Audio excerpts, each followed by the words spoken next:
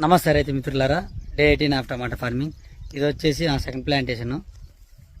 ఒకసారి మొలకల కండిషన్ చూడండి. 18 డేస్కి ఆకులు బాగా దృఢంగా వస్తున్నాయి, కాడు కూడా దృఢంగా ఉంది. ఆకులు బాగా హెల్తీగా ఉన్నాయి చెట్లు మొత్తము. ఆల్రెడీ సైడ్ బ్రాంచెస్ కూడా బాగా వస్తున్నాయి, గ్రోతింగ్ కూడా బాగుంది.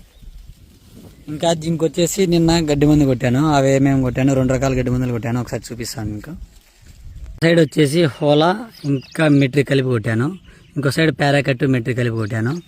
ఎందుకంటే సగం పొలం వచ్చేసి తుంగ ఎక్కువ ఉంది, ఇటు నుంచి ఇటు సైడ్ అంతా.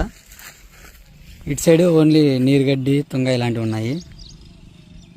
మీరు అబ్జర్వ్ చేస్తే ఇది హోలా కొట్టిన సైడ్ ఇంతవరకు గడ్డి మీద ఏ ప్రభావం చూపించలేదు. ఇది లేట్ రిజల్ట్ ఉంటుంది, కాకపోతే చాలా పెద్ద ఇంపాక్ట్ ఉంటుంది. ఈ పంట అయిపోయినంత వరకు తుంగ అనేది రాదు.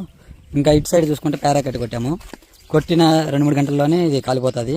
కాకపోతే ఈ హోలా కొట్టిన గడ్డి చనిపోయే లోపలే ఇది మళ్ళీ బతికే అవకాశం కూడా ఉంది. నేను అది కూడా మీకు తర్వాత చేసి చూపిస్తాను. ఇంకా పారాకట్ ఆల్రెడీ బ్యాన్ అయింది నా దగ్గర. ఇంట్లో నేను ముందు పాస్ స్టాక్ పెట్టుకున్నాను, అది కొట్టాను. దీన్ని వచ్చేసి మా సైడు నీరుగడ్డి, ఇంకా ఏదో బచ్చలాకు అనేది అంటారు, ఒక ఏరియాలో ఒకలా పిలుస్తారు. ఇది వచ్చేసి మనకు హోలాతో అంత స్పీడ్గా పోదు.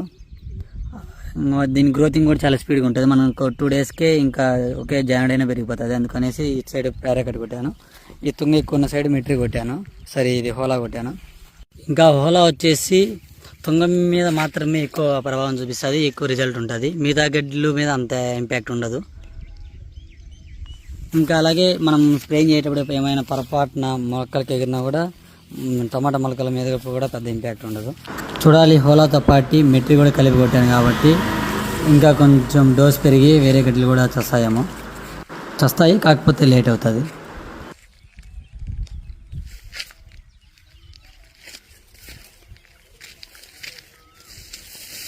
ఇదంతా పారాకట్ కొట్టినది.